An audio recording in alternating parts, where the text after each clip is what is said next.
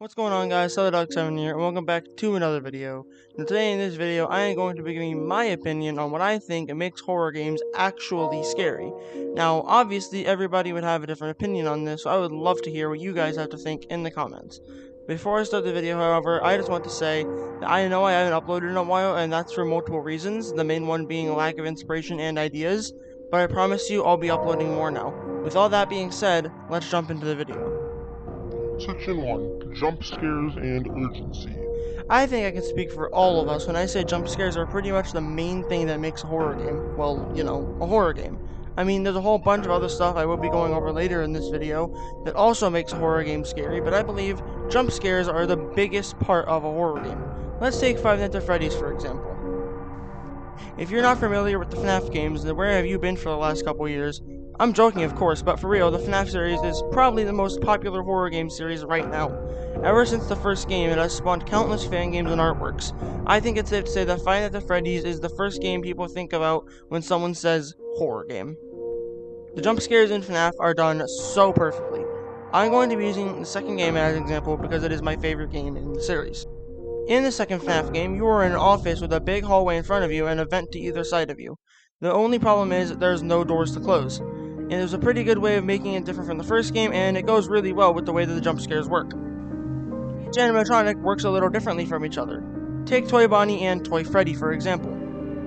Toy Bonnie comes from the stage and tries to get at you through the right vent. When you shine the light at him through the vent, you quickly put your Freddy mask on to avoid being jump scared.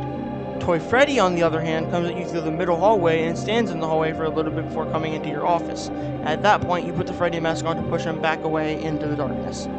This sense of urgency to put the mask on before you get jump scared is exactly what makes the jump scares so perfect. If you don't put the mask on in time, it's game over for you. Of course, what I just talked about really only applies to the second game, but all the other FNAF games have a little bit of that urgency as well. In the first game, you have to quickly close the door before Foxy runs through and scares the crap out of you. In FNAF 3, you have to constantly be checking on the systems and rebooting them if something goes wrong, all trying not to get screwed by Springtrap and the hallucinations known as the Phantoms. Straying away from FNAF, however, there are other things in horror games that make for great jump scares and sense of urgency situations. To only list a couple, there's chase sequences, dark rooms, and quick time events. Now that we're done with the first topic, we're going to be talking about Section 2. Atmosphere and ambience. The atmosphere of a horror game can really make or break the whole horror aspect of the game itself. If a horror game doesn't have a good atmosphere and ambience, then is it really a horror game? Yeah, you can have jump scares and scary monsters, but without the right atmosphere, people like Markiplier and Jacksepticeye, they won't have their crazy reactions like when they're playing FNAF. They'll most likely just get mildly startled and possibly stop playing. Too much of a good atmosphere can also be a bad thing.